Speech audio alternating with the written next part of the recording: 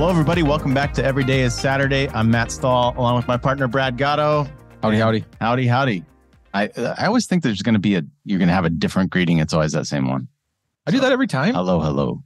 Yeah, always howdy, howdy. I like it. Oh, well. Anyhow, all right. You know me, Mr. Consistent. Mr. Consistent. Hate change. Yep. Mr. October. Yeah.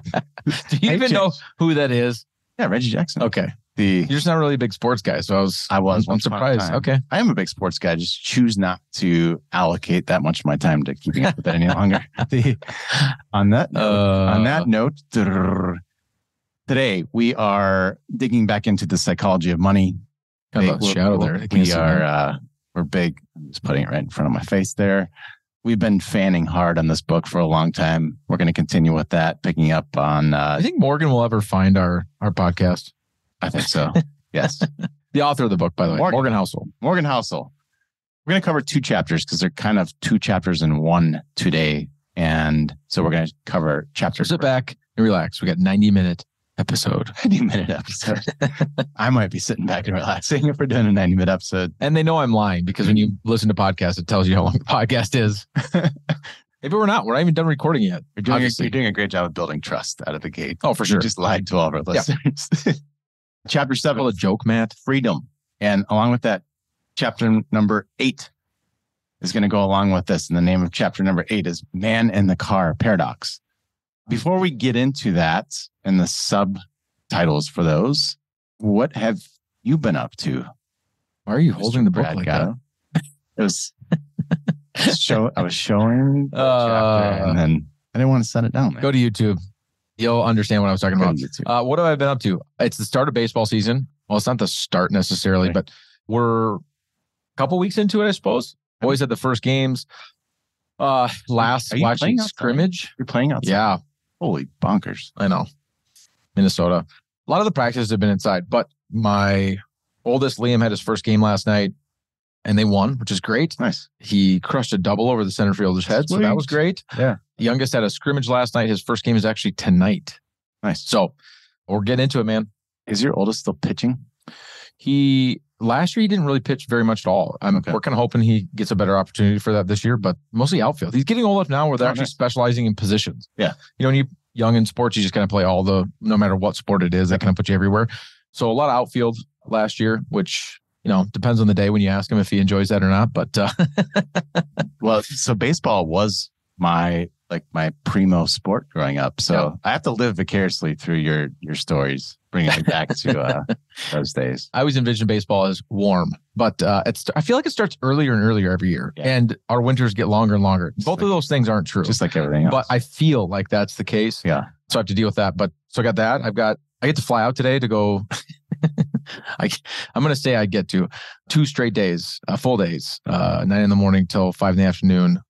Do continuing education on all things IRAs, 401ks, and qualified plans. Doesn't that sound awesome? Better you than me. I actually mean that because you'll be tuned in a lot. I would lose interest. It's hard. That's a long day to stay tuned in. They give you breaks, but yeah. How about you? Same story. Soccer, football. That's always your story. Recurring theme. It's year round in the Stahl household. It is kind of. So they have not played any games outside. Most of their practices have been inside, actually, for soccer. They started playing lacrosse outside. That was interesting. And that's kind of our life. And that will be our life for the next 3 months. I'm going to put you on the spot here. Have you read any good books recently? I have. The Unreasonable Hospitality is one of the books that jumps out. Which you referred to me to, that I'm in the middle of now. Yep. So far, so good. Yeah. So far, so good. Yeah. I'm probably maybe halfway through it-ish. Yeah. Quite the story. If you're a reader, it is, even if you're not if you own your own business and you're not trying to grow your business or anything like that, it's just a very interesting story of 11 Madison Park. Yep. Yeah, Park. Yeah. The restaurant out in New York, and how they kind of became the #1 rated restaurant in the world, right? Not in, in the world. They did make it to the world. I love the book. I love reading outside of my quote unquote industry. Yeah. Which these days I feel like I'm in a lot of industries, so I don't know how to get outside of it. I'm trying. I just think those are the things where we learn the most. Yeah. You and I had a really good habit of doing that over 10 years ago. So I don't even know if you remember that, but I don't know what you're referencing specifically. we used to intentionally take time out of the office. Oh, yeah. And we would go read something and we'd come up with ideas. Yep. Remember? Yeah. Actually, that's one of the thoughts I had with listening to this book was as we continue to grow and hire, like we have not explicitly tried to hire for people that have had experience in our industry, but also not explicitly tried to hire with people that are outside our industry. But like it just reading this just makes me want to like explicitly find people not in our industry so they can think different, and bring something different to the table. So it's been a great book. With that said, we should probably get to this. We have 2 chapters to cover, and it is going to turn into 90 minutes. It is. Sorry. It's not going to happen. Speaking of books, so chapter number 7 is titled Freedom. Controlling your time is the highest dividend money pays. So if you're randomly tuning in, we've been going through the book, The Psychology of Money by Morgan Housel. Written a couple of years ago, a phenomenal book. It was such an impactful book for both Matt and I. We decided that on certain episodes of our podcast, we were just going to chapter by chapter go through this book. We are now on chapter 7 and 8 today. This is the first time we're ever covering 2 chapters in Double feature. one, but the second chapter is 2 pages long. Right. So it's like the type of chapter I would write. To the point. 14 font, margins a little bit thicker, that kind of deal. Freedom is the name of the chapter 7, and we're going to go through chapter 8 as well. So freedom. This chapter, Matt, starts by him kind of going through what makes people happy. And he starts by saying if there's a common denominator to happiness, a universal fuel of joy, it's that people want to control their lives. The ability to do what you want, when you want, with who you want, for as long as you want is priceless. And it's the highest dividend that money pays. I think we can kind of wrap it up there. And so that was a good chapter. On to chapter 8. Yeah. Yeah. That statement, though, that really does sum everything up as far as the definition of freedom in this context. When you think about it from a money perspective, we'll go into these different studies that psychologists did, but it's really like how money plays into this it's really clear in that it's not actually going out and buying the stuff or owning these things. It's what it affords. It's the choices that it affords us to make, right? Well, I just think it's interesting that our default setting is not that, though. At least not for most people. When we're thinking about happiness and chasing happiness, we're chasing the opposite. We're chasing the things. We're chasing, I don't know. It's funny to me. Yeah. Some of that has to. I do think there's probably some sort of survival instinct in there somewhere when things weren't as bountiful. Sure. That we probably to a degree are wired a certain way to chase stuff and hoard stuff and collect stuff. Right. That'd be an interesting thought experiment or study of is that innate inside of us because originally we didn't just have everything at our disposal. And so the vast majority of our life was chasing survival. And that meant things sometimes, right? But now because things and survival is, quite frankly, much easier than it's ever been, that we still chase it anyway and think that that's what's, I don't know. Yeah. That's interesting. It is. Never thought of it that way. I didn't mean to take it down that path. But yeah. So he goes through, Morgan references Angus Campbell, psychologist at the University of Michigan. So he wrote a book, second favorite Big Ten team though. Really? Yeah, they're so nice. What? They are. Who's they is so nice? Who's they? Fans, the Michigan fans. Do you have some vast experience at the big house or something? Yeah, my senior year, we did. I followed the University of Iowa football team around. Not that many, but a handful of different places. Right. And they were the nicest? They were the nicest. By far. That's interesting. Yeah. All right, well, you learn something new every day. You do. That was my experience, right? So Campbell, he wanted to get to the bottom of what makes people happy. And I feel like we have these conversations all the time. And so his book, The Sense of Well-Being in America, is where he dug into, all these different factors. And the discoveries were not what he expected or what other people expected. Yeah. And the thing that's interesting about him is that most of the studies that had been done on people at that time were on the opposite side of the fence. They were studying all kind of the negative things, like what makes people depressed, anxious, mental disorders, things of that nature. And he went the opposite direction. And he was kind of one of the first to study this idea of what makes people happy. And after that study, which was done in the I think he probably started in the 70s, his book came out in 1981. It was called The Sense of Well-Being in America. Great year. Yeah, great year. Great year. The next year is even better, but 1981 wasn't bad either. What was interesting is at the end of it, he couldn't group together happiness by people's income, where they live, their geography, their education, because in each one of these categories that we would think kind of has a big play on what makes people happy, there was just so many people that ended up chronically unhappy. And so he did find one powerful common denominator to happiness, and that was the control, or having a sense of control. So the exact statement was, having a strong sense of controlling one's life is a more dependable predictor of positive feelings of well-being than any objective conditions of life we have considered. Goes back to that exact same thing. Controlling over doing what you want, when you want, with the people you want to is the broadest lifestyle variable that makes people happy. Yeah. Control over time. Yeah. And so when we're talking about money, because this is a psychology of money, that's the point, is that money's greatest value, I think he says dividend in another statement, money's greatest dividend or greatest intrinsic value is the ability to give you control over your time. Yeah.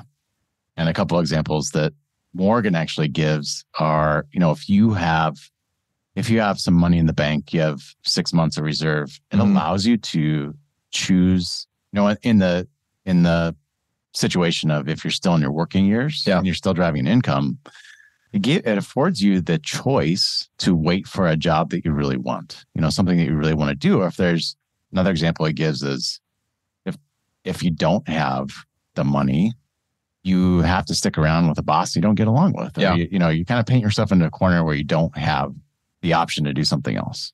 You have to make a lot of decisions you don't want to make, whether it's working hours you don't want, a job that you don't want, with people that you don't want, to live where maybe you don't want to, drive cars maybe that you don't like. All these things end up happening because of kind of your overall money situation, but the things that and the decisions we make with that money, like if we had that money, would allow us to maybe pick a job that has nothing to do with the amount of income that it generates. Right. Or pick a job just based solely on the people that you want to work with, or something that you're passionate about, even though it's a low paying job or whatever it may be. But then inherently you're just making a decision that's like, hey, this is what's going to make me happy because I have control over what I'm doing, when I'm doing it, with who I'm doing these things with, this job, or whatever it may be. And unfortunately, a lot of us just end up in situations where that's just not true. Right. Like we're doing things out of necessity. Yeah. And I think this is really cool. Morgan actually shares a personal experience, which we haven't had a lot of throughout this book yet, but he grew up wanting to be an investment banker and he was attracted to the money part of it, but also like the prestige and prestige worldwide. Oh boy. But the other factors in that too. And he recounts his experience of going into an internship that was supposed to be 4 months long and he lasted 1. Yeah. And he says he still loved the work, like the work itself he loved. He was super interested in it. It was more that he felt that he didn't have choice. Right. Because they're paid. I mean, he talks about this. They're paid well, right? Investment bankers are paid well, but they're also like, you have no life. Right. Like you're working until, midnight or later. They had a saying that was, if you don't come to work on Saturday, don't bother coming back on Sunday. So it basically controls your life, right? And so he chased it for the money and wound up realizing that he wasn't happy because he had no control over the rest of his life, even though that money was going to allow him to have certain controls maybe later in life. It was not a sacrifice, I guess, he was willing to take. And he loved the work. Like he loved what he was doing. It was just the fact that he didn't have control over it and didn't have that choice. Yeah. Just shows how powerful that concept is. Yeah. In fact, that feeling that he got, this idea of I love doing what I'm doing, but not on somebody else's schedule. Psychologists actually have a word for it. It's called reactance. I'm saying that right, correct? I think so. I think so. Yeah, to my knowledge, yeah. So a psychologist by the name of Jonah Berger wrote this. He says, people like to feel like they're in control or in the driver's seat. When we try to get them to do something, they feel disempowered. Rather than feeling like they made the choice, they feel like we made it for them. So they say no or do something else, even when they might originally have been happy going along. I've never done that. Never. Ever. I hate being told what to do. I agree. This literally just happened the other day at home when, as a parent, you have to parent sometimes and you don't always agree with your spouse on how that parenting needs to happen. And there was just an instance where my wife said, and I don't remember exactly what it was about. I don't remember exactly what she said, but I know she was telling me what to do in that moment. And it wasn't even necessarily bad advice. I just got really frustrated because I was like, don't tell me what to do. Oh man, I hate being told what to do. I agree. One thing beyond that, I also don't like telling other people what to do. Right. But having to live your life in such a way where other people are constantly telling you what to do because you don't have those freedoms is this unhappiness, that the thing that leads to unhappiness. That, what was the gentleman's name found in his study? Angus Campbell, Mr. Angus Campbell. Mr. Angus. Yeah. Yeah. What was my dad say all the time? I resemble that statement. I don't like being told what to do. He goes on to talk a little bit about our country recently and just kind of how, we in America, we live in a wonderful country. Not only do we live in, there's obviously things about our country that aren't perfect, but from a monetary standpoint, the United States is the richest nation in the history of the world. And he talks a little bit about even where we've come over the last 70 years from the 1950s through today, kind of standard of living, even inflation adjusted. We went from $29,000 median income to today at $62,000 of median income. I mean, it's more than doubled, right? Yet in spite of that, there was a poll done a couple of years ago. And polls are funny to me because you hear about polls all the time. And then if you dig into the fine print of the poll, they polled 100 people, right? Yeah, or even 1,000 people, and then they use that to determine some big 300 million people. This is a pretty big one, 150,000 people, which that's, I don't know. Most polls don't, go to that many people. 140 countries, and found that 45% of Americans said that they felt a lot of worry in the previous day. Globally, it was 39%, so we're on the high end, right? And then 55% of Americans said that they felt a lot of stress. That's a big number. 55. Jeez. And compared to the rest of the world, they're at 35. So we live in the most prosperous nation on the planet. Our median income is more than double what it was 70 years ago, even inflation adjusted. The average American home being built today has more bathrooms than occupants in it. 2.5 times the size of what it was in 1950. All these things. There's so many things you could point at, yet as a country, we seem to be less happy on average than most other people. This is where it gets real interesting. So, statement, he says, we've used this wealth to buy bigger and better stuff, but we simultaneously giving up control over our time. And this is where a curveball, I did not expect to be talking about John D. Rockefeller when we're talking about freedom these days. And so, he digs into talking about how people used to be fascinated by the fact that Rockefeller looked like he wasn't doing anything. Because back in his day, if you were working, it meant you were doing something with your hands. And I still have a lot of that. Yes, you do. Because I'm not, I'm a little younger than Rockefeller, but in the late 1800s, into the 1900s, most jobs were labor. Right. 1870, 46% of jobs were ag, and 35% were in basically crafts and manufacturing. So 75% of jobs in America were in those kind of two categories. And that meant you were working with your hands. Right. But I still struggle with that today. That if I'm not working with my hands or not doing something physically, that I'm not quote unquote working. Yep. And the phrase they used to describe what Rockefeller was doing, his job wasn't to drill wells, load trains, or move barrels. It was to think. and make good decisions. Yep.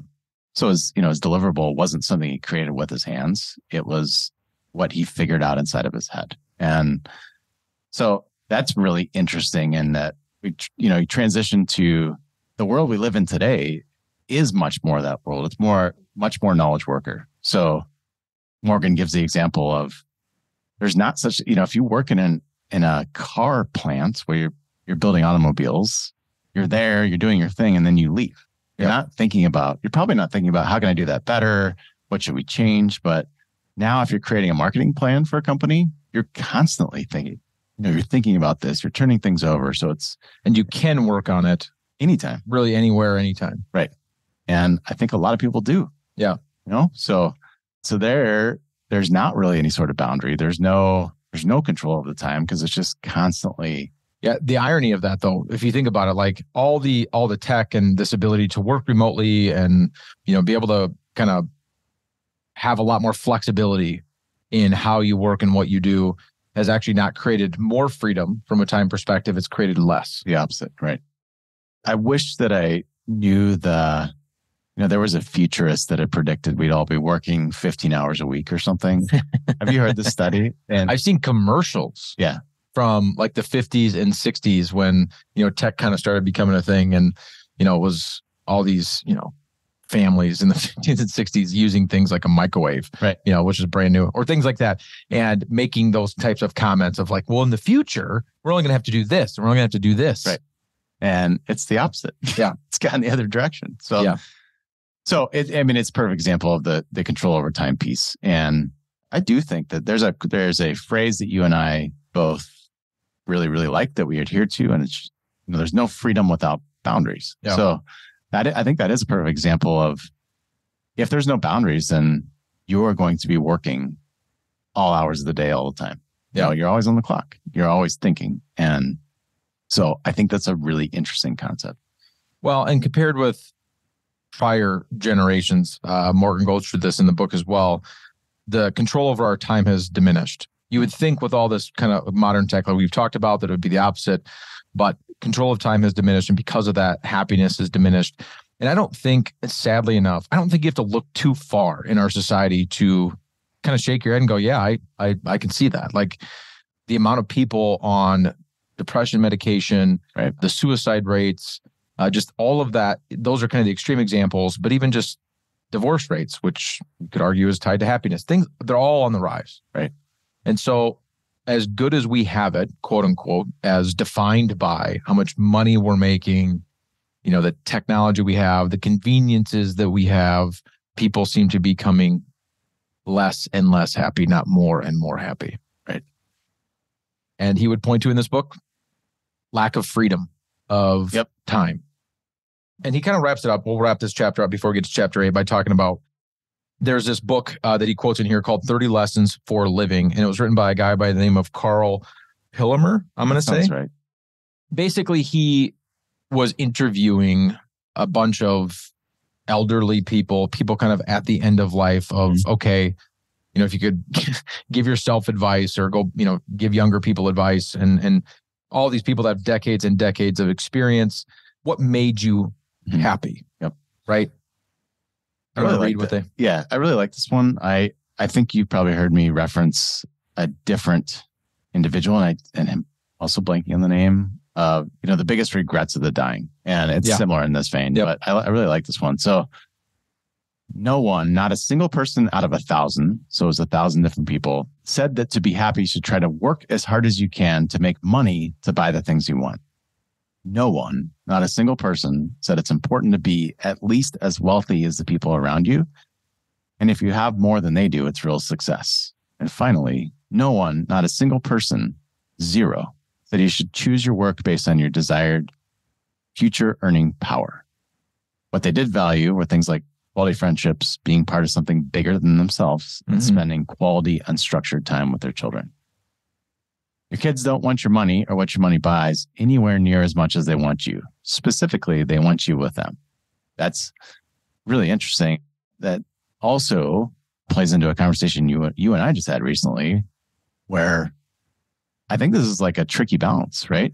So you could take that and take it to one extreme and say, well, then I'm not going to, why would I go work? Yeah.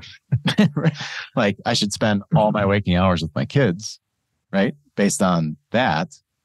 But there's also that tricky balance of like, you also have to fulfill your purpose. Yeah. Right. So if I'm not out there fulfilling my purpose, what kind of example am I setting for my own children? Yeah. Right. So I do think it's an interesting way and a framework to think about designing your life, but also recognizing that there is that kind of delicate balance between that.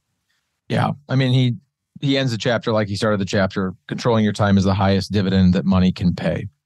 And so trying to make decisions, we work a lot, obviously, in the retired space, the pre-retiree and retiree space. And one of the reasons people work so hard to get to that point in their life is so that they have some of these freedoms that we're talking about, that they're not being told what to do and when to do and these sorts of things. And what's interesting, Matt, is a lot of these families, like, and the jobs that they have, whether it's, the husband, the wife, they're just a single person. It doesn't, like, it's not necessarily that their job, the day-to-day of their job, they hate it. In fact, a lot of times they're like, I actually like what I do. Right.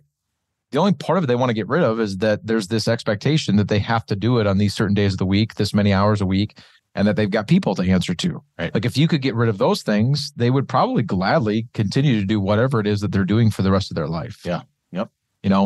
And so it goes back to that idea of just not wanting to be told what to do or not having that control to kind of turn those switches on and off as you see fit. And so making money decisions early in life and obviously even later in life is really important so that your, as we've talked about in this podcast in the past, that your values guide your money and not your money guiding your decisions. Absolutely. And so if you look at the things that you value and the controls that you want to have in life, right? Where do you want your freedoms to be in making sure that the money that you're earning through your job or that you have or whatever, that it's set up in a way to give you those freedoms that you seek. Right. Exactly. So, I mean, one of my values is driving fancy cars. So. Oh yeah, for sure. Old is your car again? 2003. 2003, 20 years old. I could get you could get classic car plates, collector plates. But in order to do that, you got to have a second vehicle. Oh, shoot. Yeah. So you can't have it be your primary vehicle. You have to have another vehicle in your name to be able to do that.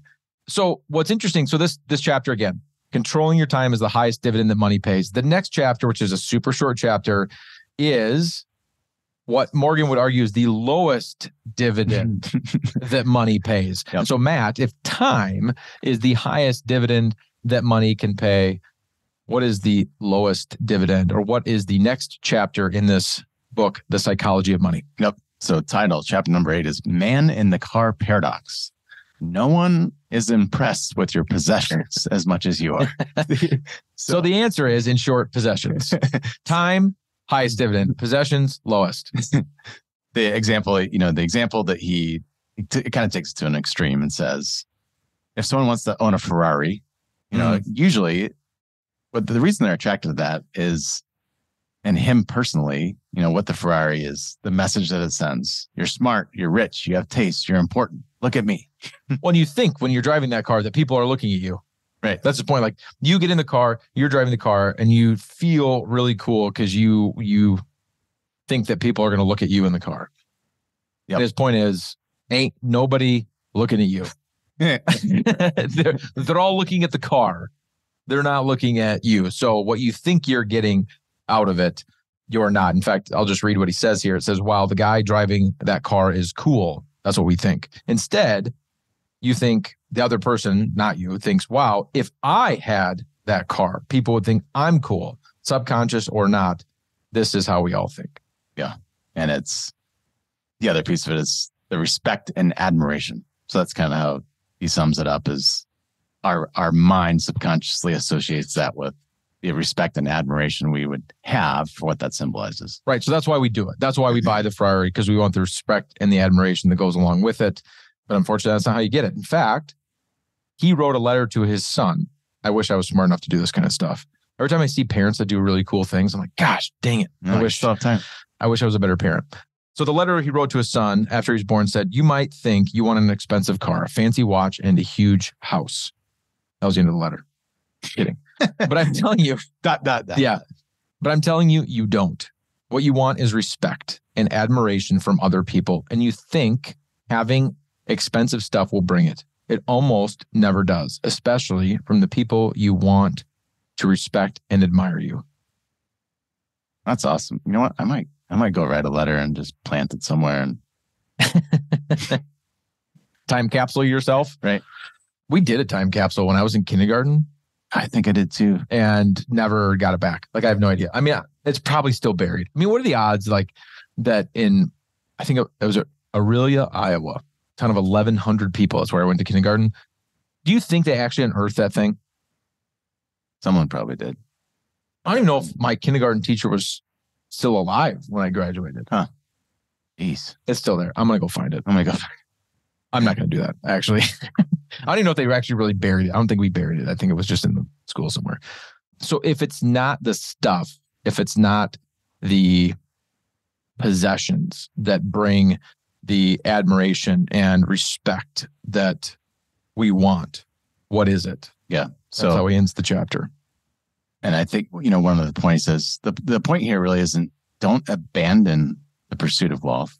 That doesn't mean, even fancy cars. It's more, what does it stand for? And, if just an example, if I grew up and I was in poverty and I worked really hard to change the course of my family's destiny, then maybe it's okay that I go buy a fancy car because that symbolizes those values and the power of turning those things around. But that's not it. It's what you earned along the way. It's what you did, not what you have. I think the best way to think about this, Matt, is I would assume most of the people, if not all the people listening to this podcast, have been to a funeral at some point in their life. And when you're at a funeral and somebody's doing the eulogy, right, or there's a family member up there talking about the life of that person, and they're always talking about the good things, right? And the impact that person made. It has nothing to do with their physical possessions. There's nobody standing up there going, "Man, Bob had a really cool Ferrari," or golf club, or he was a scratch golfer or something. Like, it's always about the impact that they made on other people. Right. The words that Morgan uses in his book is humility, kindness, and empathy will bring you more respect than horsepower ever will.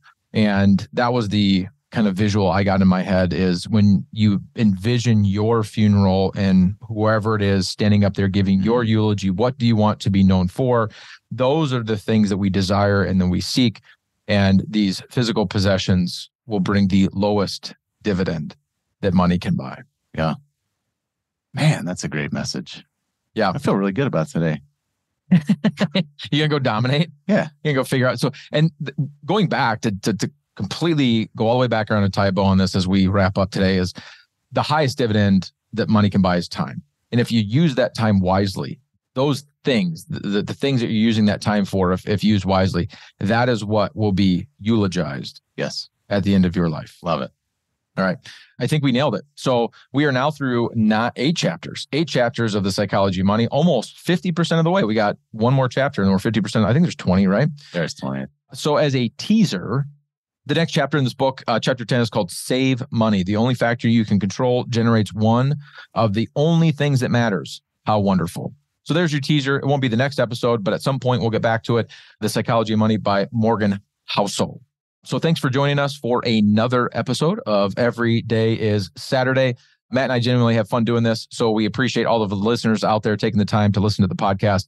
Feel free to share the podcast with the people that you care and that you love about, and use kind of this moment in time. The way that you capture what you heard today is finding a way to gain more control over your time so that you can chase the things that you value. With that being said, thanks for joining us for another episode of Every Day is Saturday.